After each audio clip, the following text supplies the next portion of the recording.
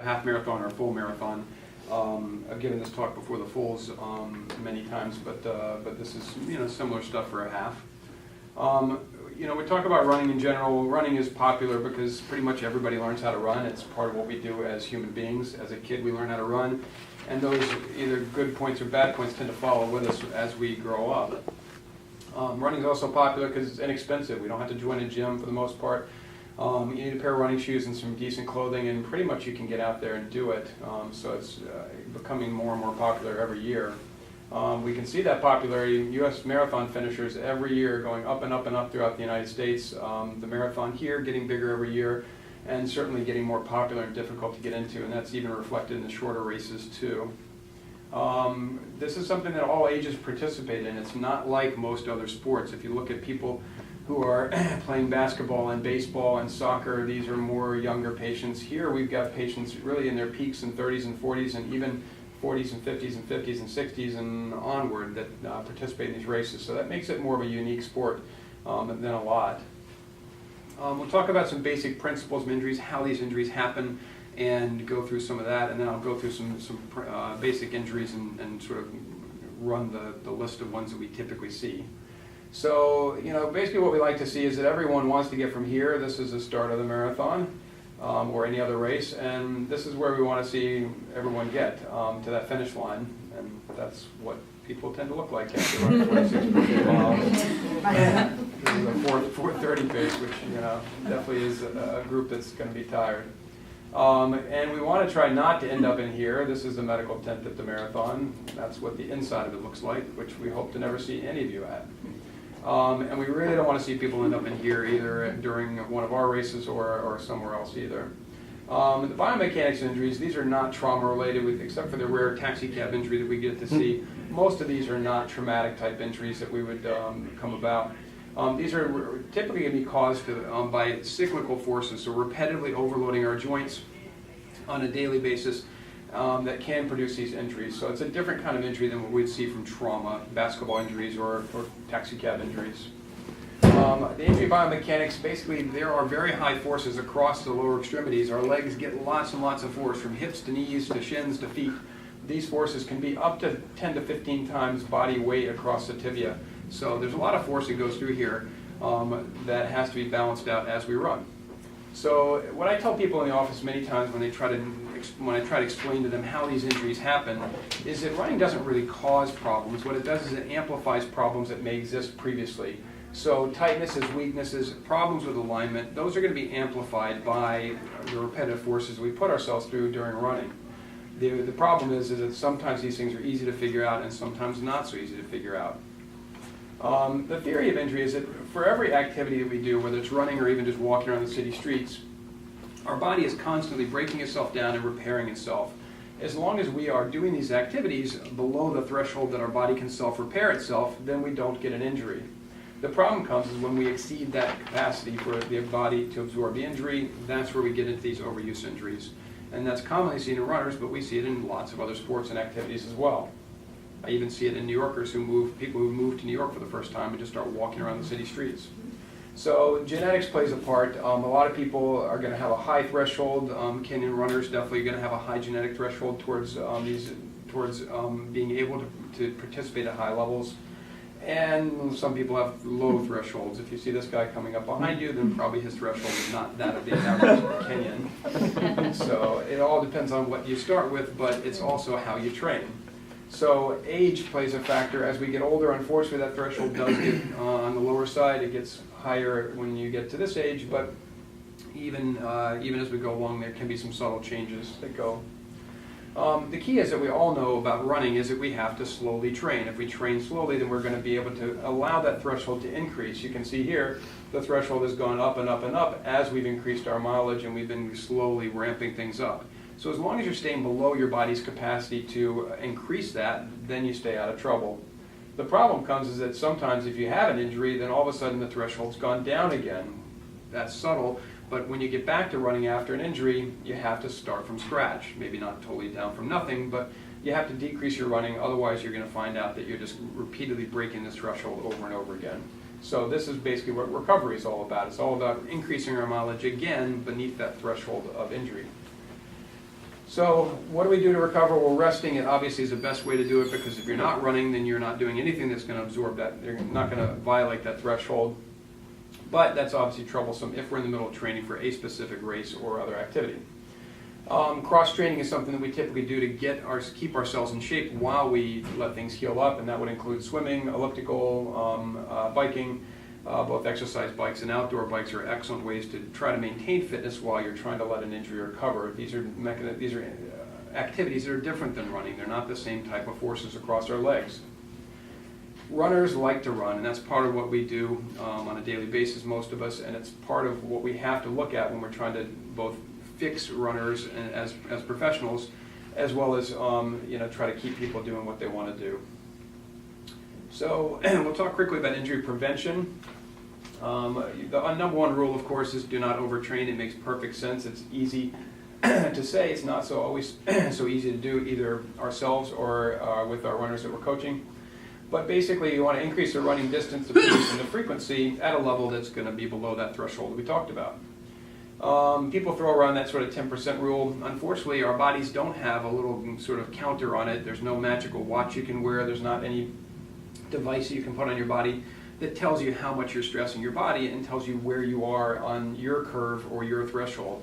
So they throw around this 10% curve, which means that if you slowly ramp things up beneath 10% of increased miles per week, that should keep you safe. And for a lot of runners, that does okay. But it's sort of a baseline, but not a specific hard and fast rule. Building up leg strength, super important. It's always counterintuitive, but running doesn't build strong knees. You sort of need strong knees to run. Running does build strong hamstrings. It does oftentimes build strong calves, but it doesn't do anything to strengthen up the muscles around the knee, and the quads oftentimes are going to be some muscles that get left behind. So getting to the gym, even though you're running, is actually very important. Core strength, super important. If your abdominal muscles are weak, if your core muscles are weak, the rest of your body has to work harder to stabilize it. These are not muscles that were designed to do that, so that means you're going to be putting even more stress across your legs and other parts. So core strength, something not so intuitive as a runner that you need to do, but it's super important. Stretching. Stretching's definitely an important part of what we do as runners, both before and after run. In general, the calves and the hamstrings are most important. I know our fine folks over at Finish Line will go through a lot of this stuff in depth in terms of what they think is most important and what's not. Pretty much everybody stretches. This is Meb Keflegi stretching right before the marathon this year. All these guys do it, and it's certainly part of what we should be doing before and after races, as well as regular runs. So we want to vary our terrain. We want to include some soft surfaces, which can help a lot as well. In general, New York is filled with lots of pavement, but there is some dirt out there, and most of us that do this on a regular basis try to incorporate some of that into our running rules, if possible.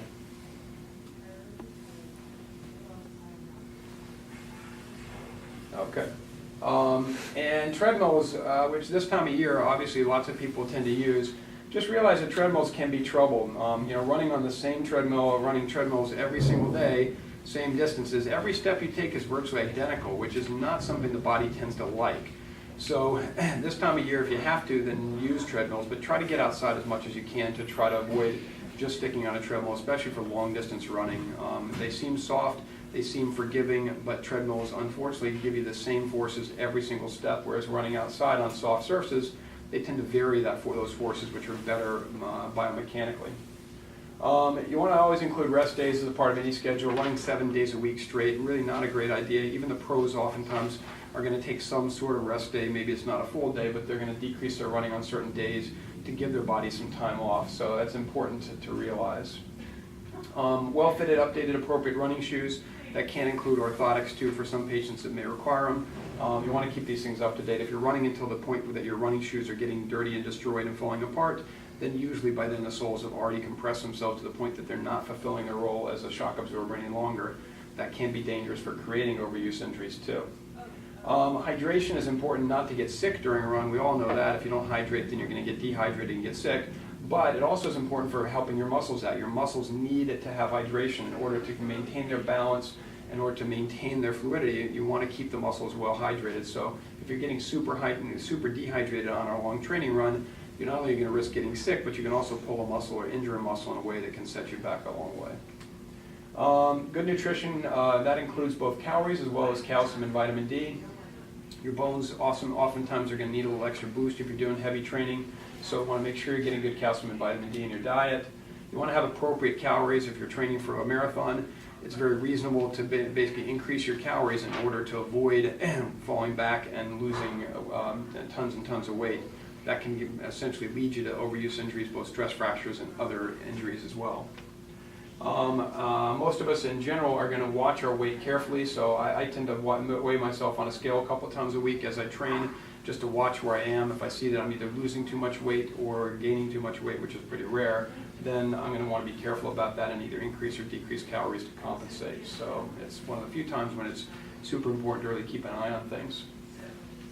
So we'll go through some specific injuries very quickly. This is not meant to be an exhaustive catalog of every single injury that we see in running, but we're going to hit the high points, the ones you're going to hear about, the ones that your friends may have, the ones you'll read about in Runner's World or some of these other periodicals.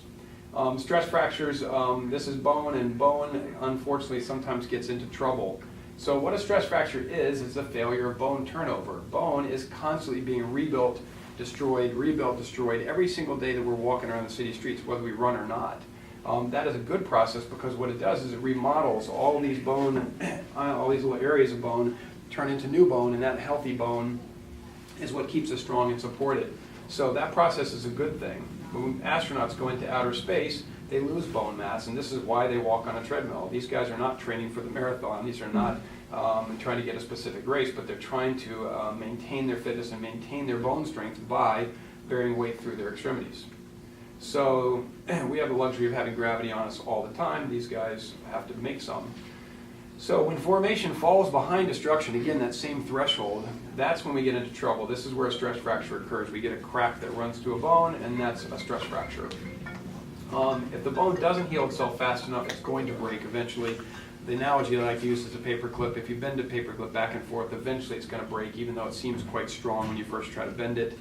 Our bones are not like paper clips because they have the capacity to heal itself. A paper clip, pretty much, once you keep bending it, eventually it's going to break. Bones, if you do it slowly enough, it's going to heal up and you won't break it. So who gets more at risk for this? Well, women, unfortunately, definitely have a higher risk of stress fractures, especially women who start losing their periods during high volume training. Anyone with poor nutrition, especially with eating disorders, and anyone with a history of osteoporosis, so anyone who's already got some osteoporosis issues can be an issue. Where do we see this stuff? Well, you can see on pretty much any bone in the lower extremities. Pelvis, hip, knee, ankle, and foot are the common areas that we tend to see this stuff. Going through a couple of them, this is a tibia stress fracture, so basically we see a lot of them in the tibia bone right here. Anything white here is extra fluid. Black is a line running across, which is the fracture. You can see here a nice jagged stress fracture right across the top of the tibia, so that's a knee bone, that's a tibia bone there, a shin bone. The foot tends to see a lot of these things as well. It's a high source of stress. The metatarsal bones, which are these bones in the middle. This one on the viewer over here is the side of a pretty good stress fracture to the foot. The hip is one that we tend to really worry about. This is a high stress area. That white signal that you see right here is the beginnings of a stress fracture. As it starts to occur, the bone gets weak in this area, which is super high stress. The problem with stress fractures is they can turn into real stress fractures. This is a line running all the way across where this bone is cracked into two pieces. That, unfortunately, is something that gets quite serious and even requires surgical treatment. That's what we end up with if you have one of those. So none of us as a runner want to see anyone get into trouble needing a pair of screws and a plate on their hip bone. Bad in the short run, and in the long run can lead to things like collapse, osteoarthritis, and even end up with a hip replacement. Not something we want to see. So the treatment, well, most of these are going to heal with simple rest. Once we get a stress fracture, that's pretty much game over for running for some period of time, and we tend to sort of change the length of that based on where the stress fracture is, how dangerous it is, and of course how severe it is. So common overuse injuries, these are the more simple stuff. These aren't the scary things like stress fractures. Patellofemoral pain syndrome is a common term that we use. It's called runner's knee. It tends to be a maltracking of the kneecap or the patella. Basically, you can see here the patella is shifted a bit, and where that red stuff is with extra source of pressure. This is what gets knees into trouble pretty commonly, both in runners and non-runners alike, but it's a very common thing we see in runners. I'm sure that our finish line folks will talk about this a little bit too. It's usually in the front of the knee. It's kind of an aching and soreness. It hurts a lot with stair descent, going down a flight of stairs, kneeling, squatting, sitting with the knees bent for a couple hours. That tends to cause these kind of pains, and it's a very common thing that we see. IT band syndrome, or iliotibial band syndrome, also another common running injury. It's on the outside of the knee joint, so it's something you're going to feel kind of on the outside over here. It can be combined with the patellofemoral pain, so you can sometimes see both together, but it's just a different location. It's more of a reflection of a sort of an overuse injury that involves friction. So the band, which is a muscle here, is going to rub back and forth over that red point there. That creates inflammation, that creates pain, which creates tightness, and then you get stuck kind of in a cycle. All these things can reflect some imbalances both in the muscles of your quads as well as the IT band. Even hips and hamstrings can affect things. It's all about the entire chain from hips all the way down to your feet that tend to get these things into trouble. So everybody will ask about knee arthritis. Certainly knee arthritis is a problem in runners, but it's not a problem that is caused by running. So everybody wants to know, does running cause arthritis? This is an arthritic knee. The joint is blown apart. There's no cartilage left. This knee is in bad shape. So there have been plenty of studies done that have tried to look at a link between running and premature arthritis, and so far nobody's ever found one. This study looked basically at different types of runners in a different population and found no increased risk of arthritis. There was another study that looked at MRI scans after marathons, so they took runners with normal knees, MRI'd them before and after marathons, and found that there wasn't any major change to the cartilage or the bones. So we've never seen any studies showing that running is definitively a cause of arthritis. However, the problem is for patients who already have some arthritis, this guy's got some mild arthritis. If he relies on running as his main form of exercise, that's a knee that's likely to get swollen, get painful, and ultimately get to the point where the patient can't run any further. So running and arthritis aren't a great mix, but the running isn't what causes it in the first place. So moving down lower, we're just kind of working our way down south. Shin splints or medial tibial stress syndrome is a common thing that we see. It's a tendinitis, involves some muscles that attach to that lower leg there. We can see here all that white stuff on the bone there is inflammation. That inflammation is not normal, it's too much. And that's usually, again, just an overpressure phenomenon and an inflammation of the muscle as it attaches to the bone right there.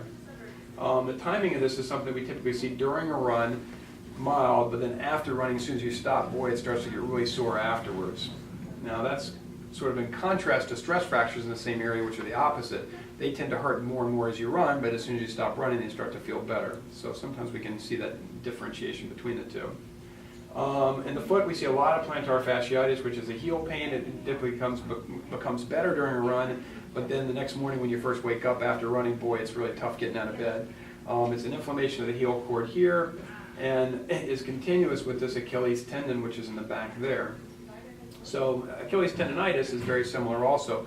Tightness of the Achilles leads to extra stress. You end up with inflammatory change along the tendon as it attaches to the bone right there.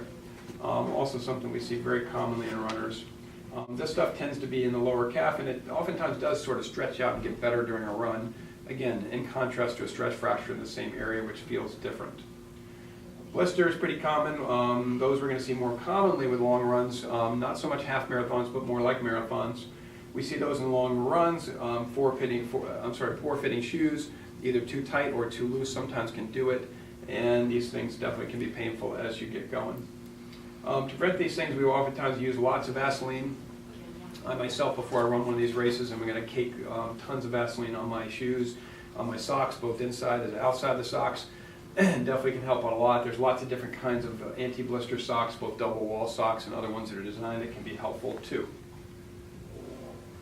This is called a subungual hematoma, or basically a bloody nail. These are something that also are pretty common with running.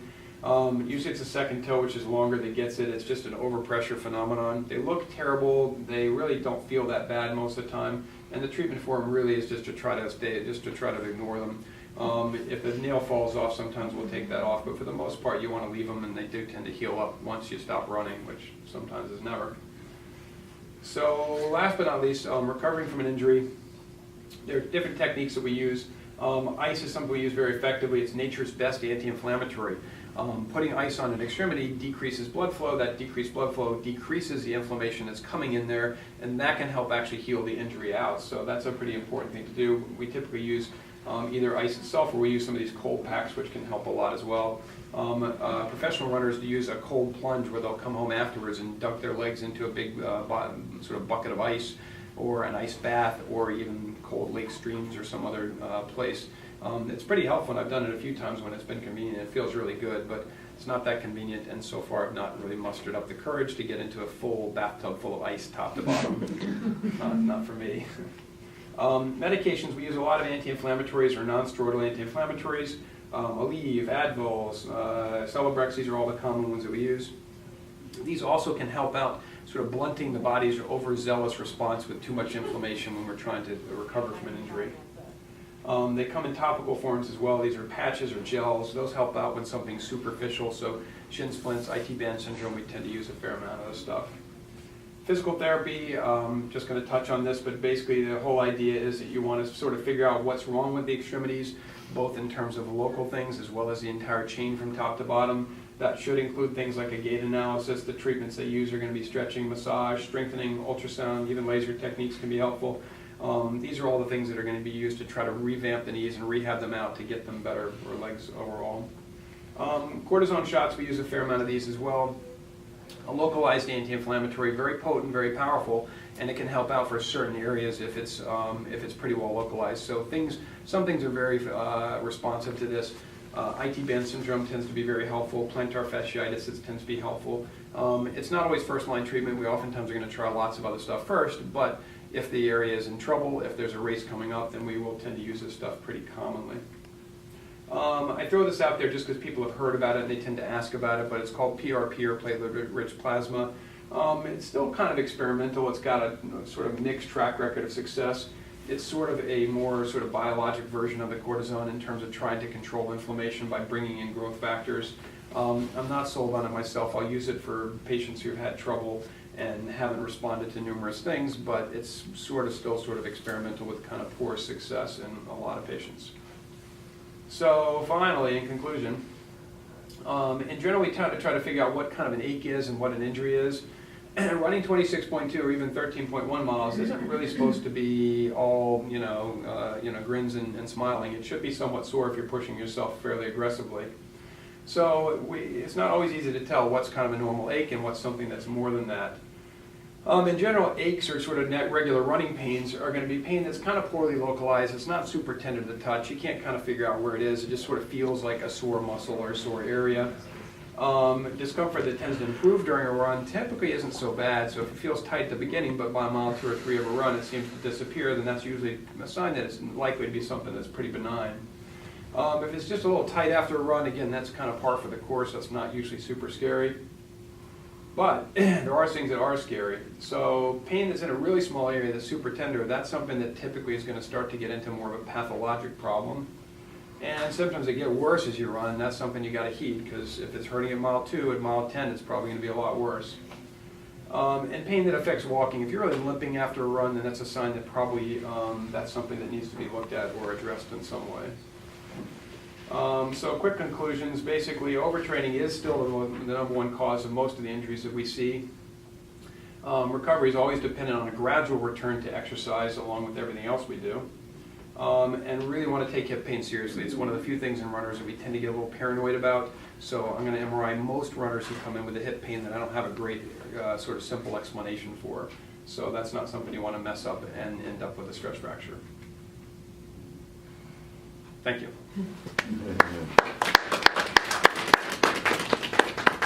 Do you want to let them talk and then we'll do questions with all of us? Yeah. Because we usually end up Does having that work? questions that seem to all be combined anyway. Yeah, let's do that.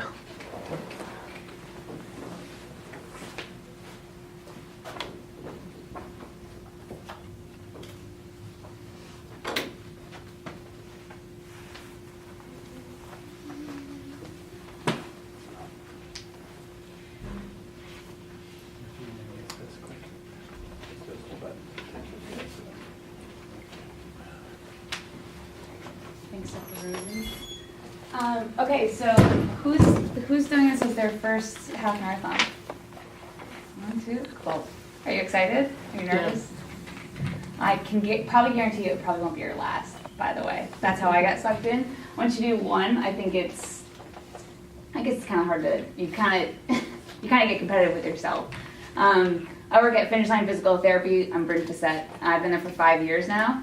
I joke about the starting with it because when I first started, I remember I told my boss, I was like, I am not doing that endurance stuff. These people are crazy. And 3 months later, I signed up for my first half marathon. Now I can't even count how many I've done. And then of course, you start getting into the fulls and stuff, so it's a great sport. It's a lot of fun. At Finish Line, we treat probably 80% of our clientele are endurance athletes. They're either training for either a running race or they've got a triathlon coming up.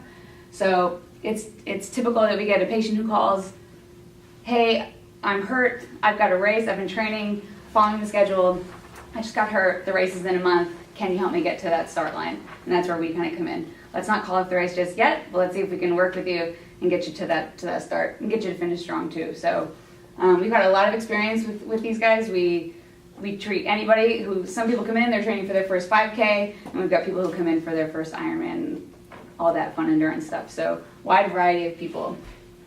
So basically what I want to do is I want you to leave here with some things that you can take home with you so that you feel comfortable not letting yourself get so injured to the point that we have to call off the race. So what can you do to prevent injury? We're going to talk about running form and how you can help to increase that, make that better and more efficient. Self-myofascial release, that's where the foam roller and the stick and the trigger point comes into play. We're going to talk about some dynamic stretching and mobility work in all 3 planes. Most stretches don't get you to move in all different directions, so we're going to go over some of those main stretches. And then we're going to talk about strength and stability training, again, in 3 dimensions in all 3 planes. And then we're going to talk about water, which plays a really big key in a lot of the fascial injuries. Dr. Rosen touched a lot about IT band and plantar fasciitis, and it's amazing to me how many patients come in and they don't drink enough water, and that's where things just start to kind of lose their extensibility. So we'll talk about how much you need to drink while you're training with all this. So the first thing with running form, foot strike is a big thing that a lot of coaches talk about, and it's basically, there's 3 main things. There's the heel strike, which is where you see people kind of reaching out in front, and that heel is the first thing to hit the ground. Or you've got some people who do that midfoot strike, which is that center, so they literally land kind of in the center of their foot. And then you've got people who are right up on their toes and in their forefoot. A lot of our beginner runners, I would say, kind of fall into that heel strike. And what we want to do is we want to kind of shift people out of that heel strike. But even more so than that, and this has kind of been a new thing, is we want to teach people to land with their center of mass underneath their hip. So I tell someone, we do the gait analysis on the treadmill and they've got this heel strike and they reach way out in front. I'm like, more than being on your heel, I want to shift you so that you land like literally underneath your hip. Because whether I heel strike here, or maybe I forefoot strike, but I still strike out in front of me, I'm still pushing my momentum backwards that way, but I want to go that way. So we teach people, we call it the Michael Jackson a little bit. I want to shift you so that your shoulders are ahead of your hips. And that's where you want to land. So if I were to freeze frame you with your run, your strike, you would literally hit the ground right directly underneath your hip. And when I hit like this, it's literally impossible for me to heel strike. I'm going to fall right into that midfoot strike, my foot hits the ground, and then I'm off. So it's a quick hit, quick hit, quick hit. Right? So if I land out in front of me, I'm spending contact with the ground. So I'm in contact, contact, contact, contact, off. Whereas if I land here, I'm in contact, contact, off.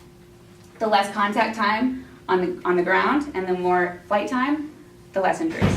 Right? So the more time that you spend in contact with the ground, the longer everything's working, the longer that you're kind of keeping that center mass there. And we want you to hit and then get off. Does that make sense? So it's like people come in and they're like, oh, I've got this awful heel strike. And I'm like, let's talk about where you strike actually in your phasing gait. And I always tell people, if you think of getting your shoulders ahead of your hips when you're running, you're going to fall into that proper midfoot, and then you're going to increase your cadence. So cadence is when you're running, if you keep track of how many times one foot hits the ground, your ideal number is 90 steps. That's a lot. But a lot of your heel strikers, if you strike out in front, you're going to be in that 70 range, 70s, low 80s. We want to start increasing that to get closer to 90. And if you fall into that midfoot strike with that center mass underneath you, you're going to increase that cadence. The higher the cadence, the better the performance. I always tell people to measure your cadence at the beginning of your run, measure it in the middle, and then measure it at the end, and even on a long run. All right, so we want that cadence to stay as high as possible. Let's see here. Okay, so a couple things with running drills. I always use the example, when I played basketball, I was always working on my jump shot. So I practiced the sport that I played. And I think a lot of people kind of forget the practicing with running. We want to work on increasing your cadence, and we want to work on the efficiency of getting your center of mass underneath your hip. So that's increasing your strides. Those are your high knees, your butt kicks, your cariokas, your skipping. Those are all going to help improve your foot strike. They're going to teach your body to land underneath your hip. And then, of course, if you increase your stride rate, you're going to increase stride length, which therefore is going to improve your performance overall. So the best way to try this, you can increase these drills, you can add these drills during your warm-ups and throughout your easy runs. But a great example is when you're running in the park, do one lamppost to one lamppost, do one of these drills, do high knees, and then run the next lamppost. Do another drill. You do a couple of those, 4 to 6 times, you're going to be exhausted. And it's a great workout, it increases your cardio, but more than that, it really does help to kind of get that quick step in what we're looking for. Okay, this is my favorite. The foam roller. Does everyone have a foam roller? Do you use it? Yeah. So people have these and they're like, oh yeah, I have that foam roller. It's like somewhere packed away because it hurts. That's why people don't use this, because it hurts, but it's a good hurt. And the reason that it hurts is because things are really, really tight. So I'm going to take that foam roller out. You're going to dust off the cobwebs, and this is now going to become your best friend. This is key for, I think, I don't care what the distance is, this is key for just kind of keeping yourself healthy and keeping muscles loosened up. So this is going to provide relief after your runs. It hydrates the tissue, so it helps to get that extensibility and that blood flow to the tissue.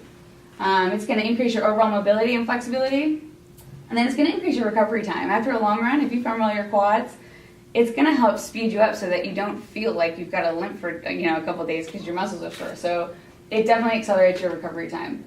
For the best results, you want to use daily before and after exercise. And then use your breathing to kind of help with all that too. But here's the thing with the foam roller.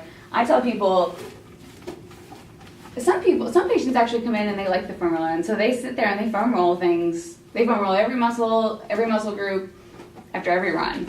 And I'm like, I don't have time for that. I do stretch, right? I always stretch, and we're gonna go through your main ones. But I pick and choose what I use the foam roller on, because it's unrealistic to say you need to stretch for 5 to 10 minutes and then you need to foam roll for another 5 to 10 minutes on top of that. Some people just don't have the time. If you're in a time crunch, I always say I think it's best after the run, and I also like to foam roll before I do the stretches. Okay, the foam roller is also key because sometimes stretching isn't enough. So if you've done a hard run, or if you finish your long run, if I have a knot, in that muscle, so picture a rope, and I've got a knot in the middle of that rope.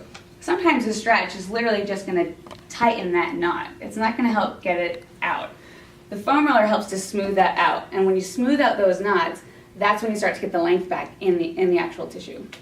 It's essentially giving yourself a deep tissue massage, right? So I like to say, so patients come in, they've got knee pain. They've got that general knee pain that Dr. Rosen was talking about.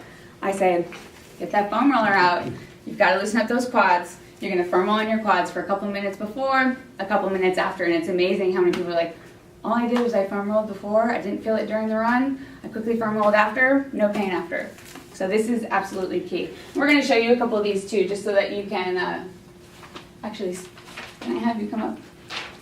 I want to use you as an example. Lovely assistant. This is my assistant, Sarah. Yeah. So the main muscle group, and this is what I really want you guys to take home. These are on our website. I always have people, like, the quads I think is the most essential thing. So instead of just foam rolling for 2 to 3 minutes every muscle group, this is going to be quicker, it's going to be more efficient, it's going to hurt more, but you're going to get into those spots that need it the most. So I'll kind of walk you through. So basically, when you foam roll, you want to think about kind of working through the tissue, almost like kneading out dough. You're not going to go too fast through everything, and you want to kind of work up 2 inches, come down an inch. Work up 2 inches, come down an inch. So I have Sarah starting just above her kneecap. She's going to, there you go, right? Mm-hmm. She's going to draw a line up the center of her quad. She's going to kind of work her way up, and she's going to do this release, and I'll show you guys that. Work her way up, do a release, work her way up, do a release.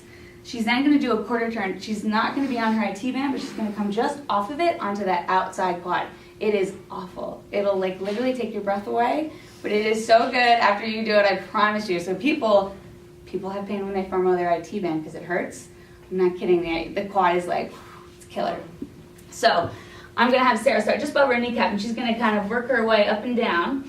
The release, she's going to kick her legs side to side. So she's going 2 side to side, and then she's going to do 2 knee bends, and she's going to breathe through those knee bends. So she's getting through that tissue, and then she's bending through that. It's almost like you're kind of working out those knots. She's doing a pretty good job of that. Good. You're going to kind of work up a little bit more. It's the same thing, your release. So she's going 2 windshield wipers. Good. And then you're going 2 knee bends. Good. And it's nice and slow when you go through your knee bends. The other thing with this is I like to make sure that you're engaged in your core because I don't want you slouching through your back. Come right up to the top of those hips just a little bit more. Good. 2 windshield wipers. Oh, that was a little fast. Yeah. And then 2 knee bends. There you go. Good. Now, you're going to turn towards me. So I actually like to say, put yourself actually on your side, actually on that IT band. There. And then she's going to tilt forward just a tiny bit. Now she's on that lateral quad. Can you feel that, Sarah? Yes. We also just did a relay, so she's definitely sore. So she's going to do the same thing. So now she's here, and she's going to do a release right on that muscle. Do 2 windshield wipers, Sarah. And then do as much of a knee bend as you can. Just try to breathe through it. So it's 2 windshield wipers, 2 knee bends. There you go. That's where it hurts. Now, some people, my first time patients on the foam roller, I'm like, I don't want you to run out of here, but I need you to just, as much of a knee bend as you can. Right, so you're just getting into tissue that really hasn't felt that before. Good. 2 windshield wipers, 2 knee bends. Good. Give me just one more here. So I always say with people, they're just like, I don't have the time for it. I'm telling you, this is literally taking her a minute, and then she's done. I say, get off the foam roller and don't even look at it anymore. You're done, right? So you're going to get the other side, and then that's it. So I think the quads is like the most important muscle group that I have people foam roll. And you can get a lot of different muscle groups with it. We're going to stick around afterwards so that I can show you guys how to do all this stuff if you want, if you have questions on it. But you can basically foam roll any muscle group on this thing. We recommend the grid rollers just because they're hard and they're not going anywhere. If you're at the gym and they have foam rollers, and they've got the white one and the blue one and the black one, you go for the black one. It's the hardest. And you'll start to see that like you'll appreciate that. Like eventually you're going to say like, oh, I need that hard one because it's getting the deepest and it's going to feel the best. Any questions on this foam roller? Let's see here. Okay, so this is where this gets important.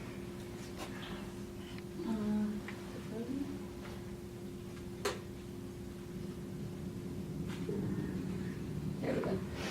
So we want to loosen everything up and we want to strength train to increase your capacity. So if I'm running, and that's the amount of range of motion that I have available to me, so that's as far as basically I can move and as much motion as I've got, but running requires me to get that much more range of motion, then I'm not kind of where I need to be. I'm always just like underneath what my body's asking me to do. And so the point with all this is, why not create that buffer zone so that we're not always working at our end ranges? So if I need a certain amount of range of motion, why don't I work on getting myself more so that I'm less apt to get injured? All right, so if you take an example, my boss uses this, which is great. If you take your wrist and you flex it to end range, and you do that 90 times, that wrist is gonna hurt after a while, right? You're taking it to end range. So eventually that tissue is gonna break down. But if I increase my range so that I don't have to go to that full range all the time and I'm always just in this buffer zone, then things aren't gonna break down. And so it's always about creating more. Now this leads to a good question. A lot of people come in and they say, I've got poor flexibility, I'm really, really tight, I've always been tight. Do I need to go to yoga every day? I say, you don't have to go to yoga every day. You don't need to necessarily be able to touch your hands on the floor. I've never been flexible. My mom always used to yell at me, you should be able to touch the floor and touch your toes and all this stuff. But my flexibility is functional for me, because I don't really get hurt. So I might have tight hamstrings and I might have bad flexibility, but after a long run, I have to make sure that I maintain my bad flexibility. When my bad flexibility gets worse, that's when I get injured.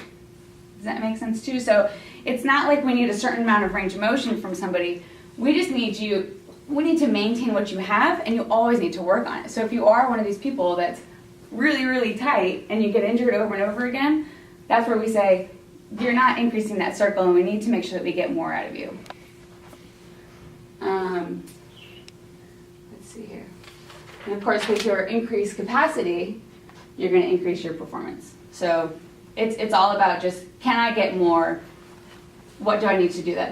That's key with foam rolling, and then here we go with our stretches. So the key with the stretches now is we're really getting out of just these static stretches that everyone does. So, holding a stretch for 30 seconds, we're kind of changing that. We want you to go into the motion and then come back out. That's how muscles work.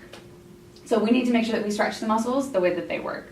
So we're going to stretch them in all three planes because muscles work in all three directions. And we want them to be functional because that's basically what we're doing. So I'm going to show you some of this. But basically we want all three planes in 3D. And then you can use this as your warm-up and definitely as a cool down. So like I said, I never miss my stretches. I always save that last 5 minutes for the stretching after the run. And then if I have time before, I always make sure that I do that warm-up. The foam roller comes into play to say, I just did a long run. I'm really, really tight. I need to jump on that foam roller because my quads still feel like they're really, really tight. So foam roller is always used in conjunction with the stretches, in my opinion. I always save room for the stretches. So I'm going to have you guys get up to try this so that you can see what I'm talking about. So with the lunge matrix and with a lot of these stretches is that you don't really have to know much about your body. You don't have to know anything about your body to feel if one side feels tighter than the other. So before we even start with this stuff, just do a back lunge with an overhead reach, either leg. All right, so I just want you to reach that leg back, reach up overhead, and you're going to come back out. Let's do that 3 times. So we'll do 3 of those. Good. Now let's do the other side. So if you bring your arms up overhead and bring your leg back, do 3 times on that other side. Can you feel a difference side to side? Right, so there's where your tight hip is. And so a lot of times people come in and they say, God, I've always been so gunked up on this hip. Well, what do they have? They have knee pain or they have foot pain. I'm like, it probably is related, right? So that's a limitation in your hip. Great, everyone's at, let's stretch those hips now. So I want you to find a chair in front of you. You're gonna put one leg up on there. This is how you're gonna stretch your hips. This, again, this is on our website. This is the most important stretch that you can do. This is hip flexors. We wanna open up that stride. So let's put a right leg up, actually. Does everyone have their right leg up on the chair? No. So look down at your left foot. Most people on that left foot, if you're toed out, that's a sign that you're tight. So I want you to straighten your left foot so that your toes are pointing straight forward. We just kind of squared your pelvis a little bit. We're going to stretch out the front of your left hip. So I'm going to bend my right leg forward, and I'm going to bring my arms up overhead. And if you squeeze your butt on that left side, you might feel that stretch a little bit more in the front of your hips. Can you feel that? Good, and then you're going to come back out of it. You're going to drive forward, bring those arms up overhead, and come back out. You should feel that stretch in the front of your hip. Good. Now, I want you to drive forward, and I want you to go with a lean towards your right leg. Do you feel that stretch your hip just a little bit more? Or a little bit differently? Yep. Good, and then come back out. I bet you haven't done a hip flexor stretch like this before. So your hip flexors are nice and tight, but they have not been stretched with that side lean. Now let's do this. I want you to drive forward, and I want you to rotate into that right side. So you're going to rotate toward that front leg. You'll feel that stretch a little bit differently on the front of that hip. All right, so this is your functional hip flexor stretch.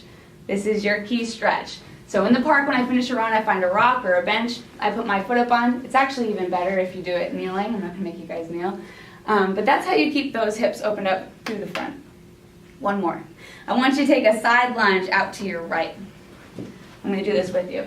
So if I lunge onto my right leg, I want both feet pointing straight forward.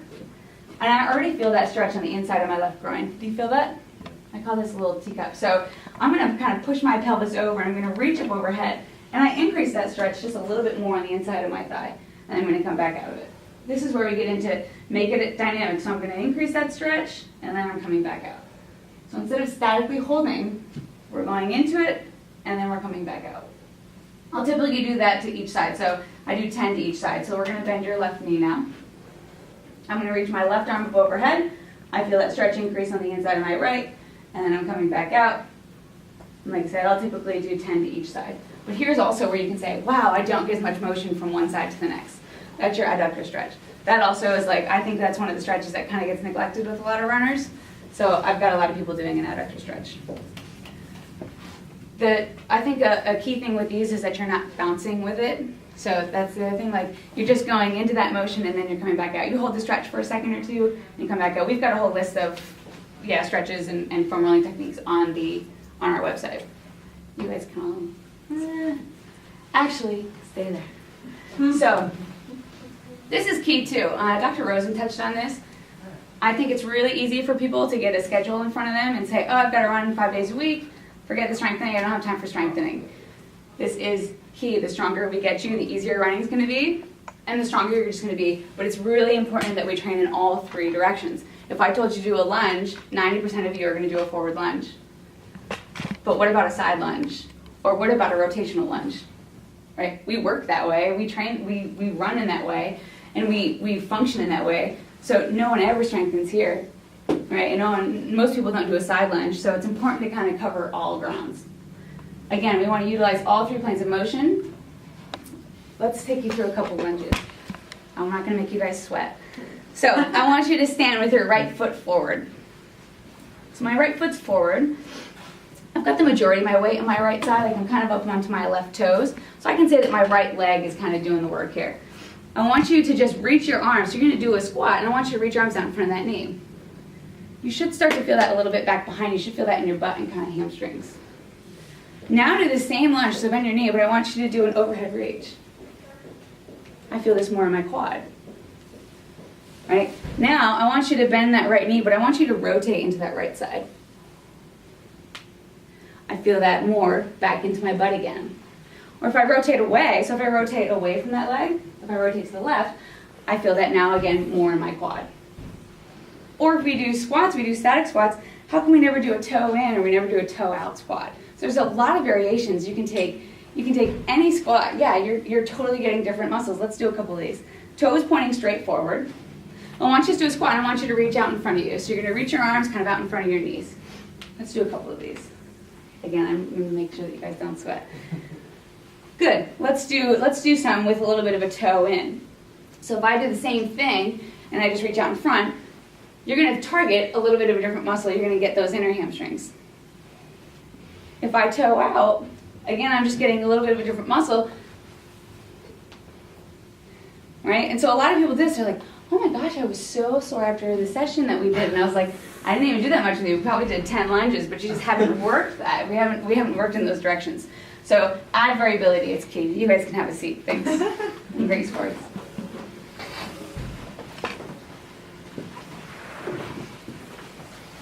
The other key is, the other thing I want to take home is like, everyone hates to do core and they hate to do planks. And I'm going to show that I don't sweat doing this, but with a plank, we don't ever function like and hold planks like this, right? We're always moving, so we want our core strong as we move.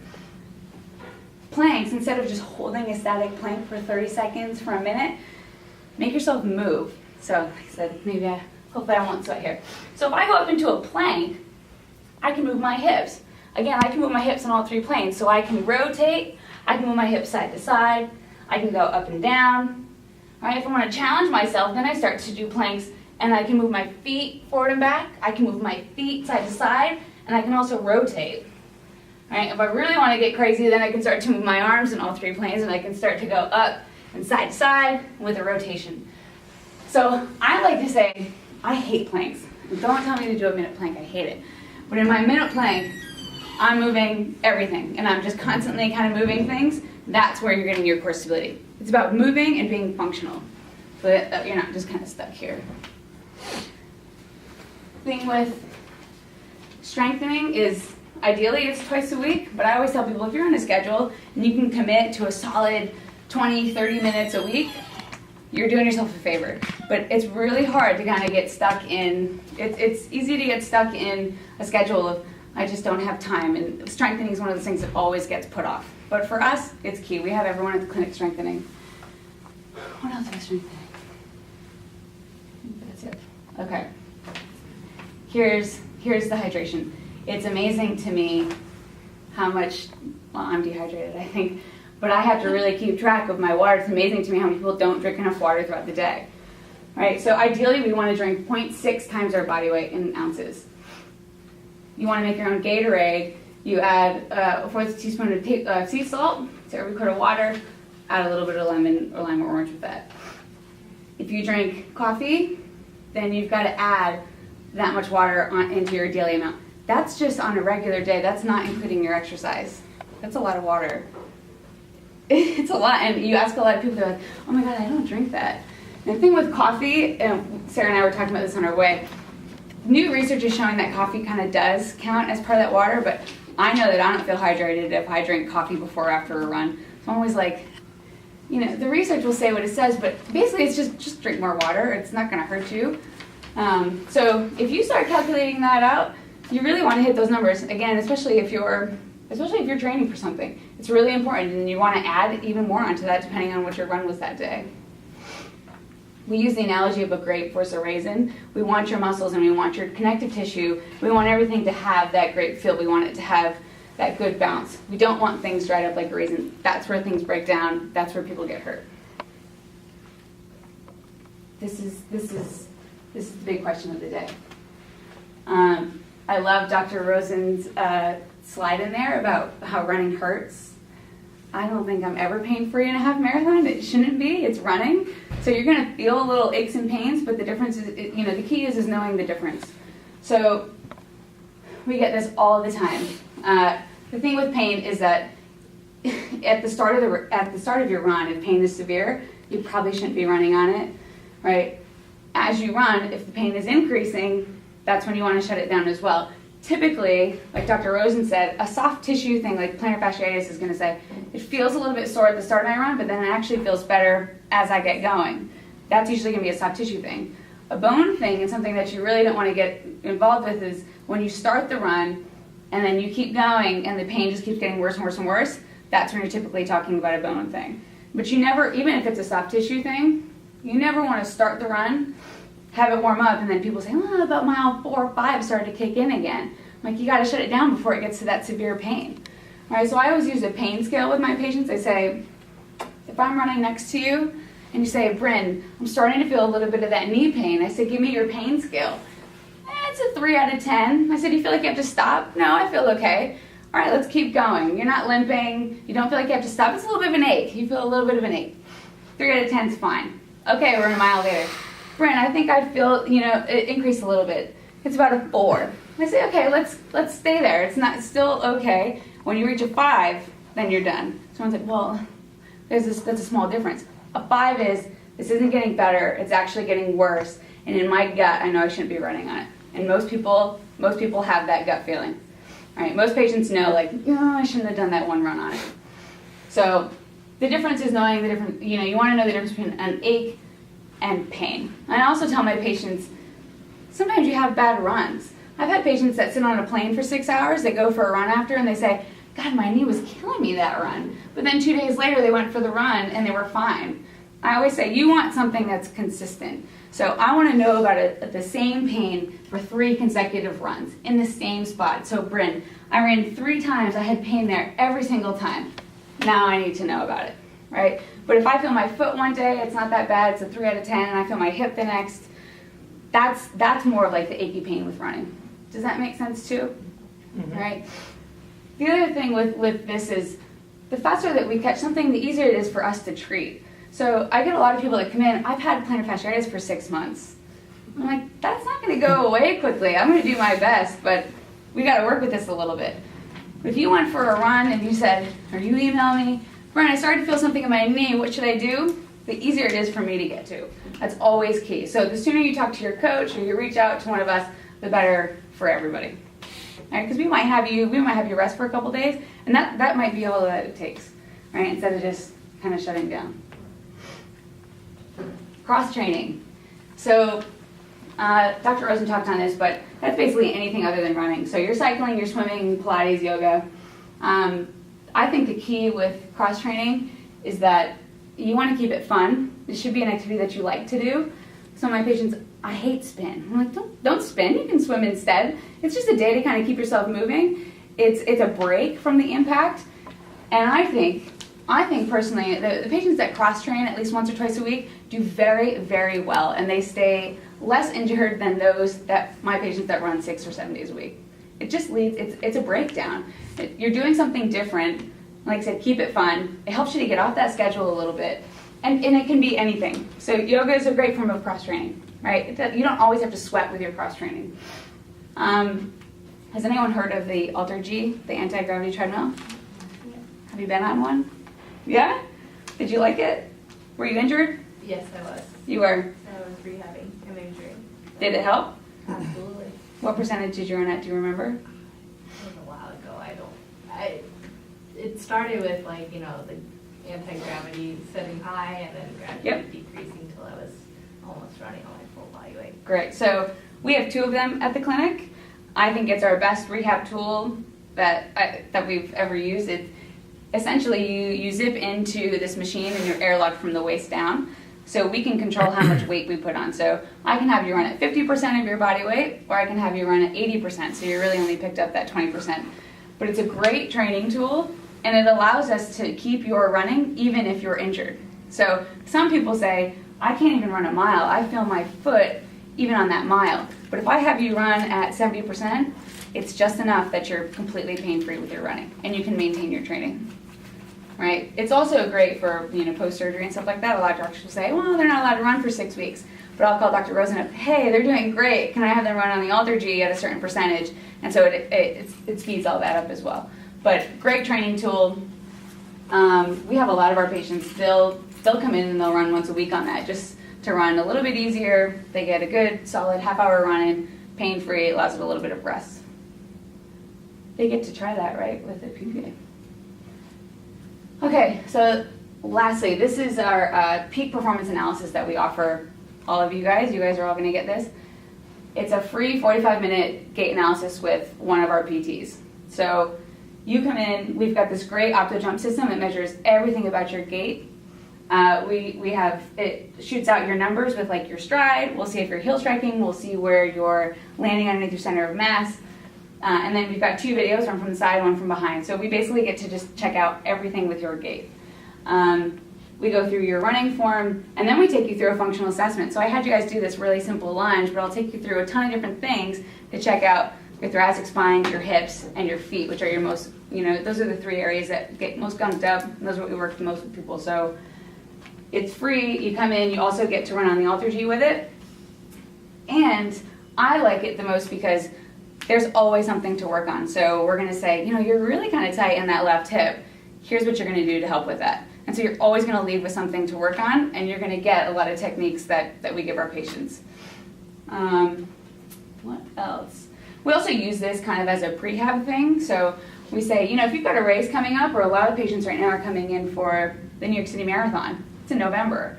And they say, I just want to make sure that I'm ready for the marathon. And we say, okay, let's check you out. We'll see what we have to work on so that you don't get injured. Load you up with all that stuff, and then keep doing a check-in. Or here's some strengthening things that you should do. So you get a lot of information out of them, and people really, really like it. And it's, like I said, it's free for you. We love to do it. Everyone's always, it's fun to help people out, so you definitely want to take advantage of that. Anything to add on that? Oh, you said they get the $10. So that's it for me. I'm going to stick around if anyone actually is injured, or if you want to, if you want me to show you things with the foam roller. But does anyone have any questions for me now? I'll speak to you later. Okay, with a certain injury, but more than anything, when I give these talks, I'm always like, you're going to get my business card. If you have any questions, please reach out. I don't care if that's a year down the road. So I meet a lot of people in these running groups, and 6 months later, hey, Bryn, I sprained my ankle. What should I do? And I'm always, I like to keep you guys out if I can. So I'll always I need you to do this for a week, check in with me, and then we'll get you in. So. Yeah, I have a question that I've kind of grappled with, as I've upped my running. And so I play hockey once a week, and the thing is, that's not really cross training in that it's high intensity. So I've always grappled with, do I replace a short run with it? Do I consider it strength? Do I not do it at all? Because some days after playing hockey, I can't run the next day. Yeah. So it's a challenge. Yeah. And you can touch on this too, Dr. Rosen, but I would say it shouldn't take away from your runs. So Okay. that's something to consider. I would probably count that as one of my, I would replace one of your runs with that. Okay. Like I would replace one of your easy runs with that. That's what I would. I mean, I think it largely depends on what you're training for. I mean, I think if you're really training for a marathon, then probably cutting out the hockey is a smart move. I mean, Yeah. the problem with hockey is it uses completely different muscles from running. Running creates tight muscles. Running is going to be mostly using muscles that are sort of your distance, your endurance muscles, whereas hockey is a lot of rapid movements. They were able to get by with playing tennis once a week without any problem. Then all of a sudden, every time they go for a ball, their hamstrings are super tight and they pull a hamstring. Mhm. Every time they hit a ground stroke, they all of a sudden feel a twitch in their IT band, and their IT band tightens up on them. So, I think that if you're just doing recreational running, there's nothing wrong with doing other sports along with it. But once you get into the high intensity stuff, if you're really running 5 to 6 days a week training for a marathon, probably time to let some of that stuff go until you're sort of in the off season. Yeah, I get a lot of patients that take boot camp classes, kind of, and they're like, it's really killing me. I keep feeling this injury from the boot camp classes, and I'm like, maybe you just cut it out for the season, so that you are doing something that's less painful. But it shouldn't take away from your runs. That's for sure. Right. Good point. Well, I'm training for the full in November, Yeah. and I'm playing hockey now, and running. Well, it's icy out, so I'm running less than I really should be. So I guess I got to kind of figure out when I stop playing for the season and really up my running game, I guess. Yeah. And I tell a lot of people right now too. I've got a lot of people doing the New York City half, and then Brooklyn, as am I, and you really look at that, and most people start training in January, and so people that are coming in that are doing these half marathons, but then you're also doing the full. Most people have a really tough time. You're basically training for 11 months. That's a lot. And a lot of people really break down. They get really, really tired in those, September and October. So I'm always like, you want to pick and choose what races are important to you, and you want to start planning ahead. I tell anyone that's got the New York City Marathon coming up, if you can get through New York and if you got Brooklyn, I always say take like a month off from running.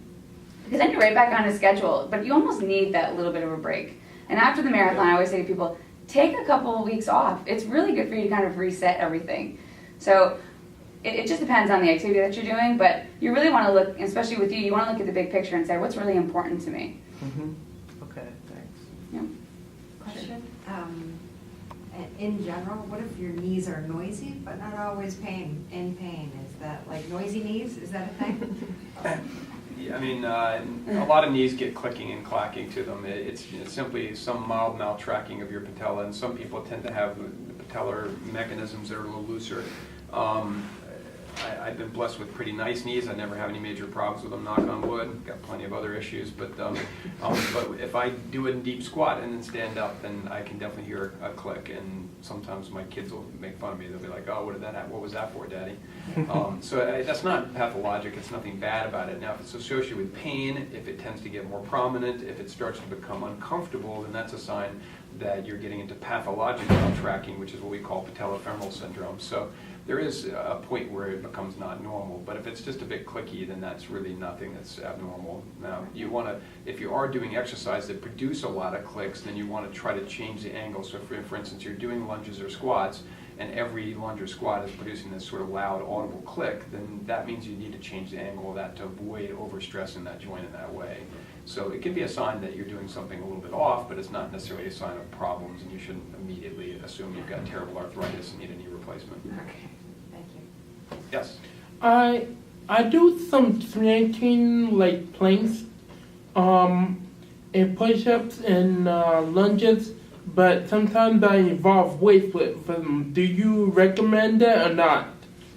I mean, there's lots of different ways to do strength training. Some that includes weights, some that include body weight stuff. I myself do a little bit of everything. I use TRX cables for that. I use weights. I use body weight stuff. I think that variety is a good thing. I work out about twice a week, doing a lot of core strengthening, upper body strengthening, lower body strengthening, and I tend to vary it every time. I don't do the same stuff every single week. I don't have a single set of exercises. I do lunges in all kinds of crazy different fashions. I'll do them, reversing forward, then backwards and forwards, side to side. I mean, I really try to get a lot of variety in there because I do think that that's an excellent way to do it. Plus, it keeps me from getting too bored when I do it because as much as I enjoy running, I don't really enjoy working at the gym, and I do it because I have to, but at the same time, it's not, I'm usually looking at the clock on the wall, wondering when when I'm gonna be finished with it. Yeah. And again with that too, like it shouldn't take away from your runs. So if you really load yourself up with strengthening and you take yourself through 1,000,000 lunges and 1,000,000 squats and you can't walk for 3 days, you can't run for those 3 days, you did too much. And so when you first start out, you're really only looking at, a couple different directions. You don't want to be terribly sore so that you can't run that next day. But it's just about, we say you can do a lot of body weight. You don't have to be at a gym and you don't have to use that equipment, because I can do every different kind of lunge, and I can do planks on my own, and I can do squats on my own. And at home, I don't have weights. I just do everything, with body weight. I might increase reps if that's the case. Okay. Mm-hmm. Anyone else? Okay, that's good. I'll stick around if anyone has questions and they want to know how to firm all different things.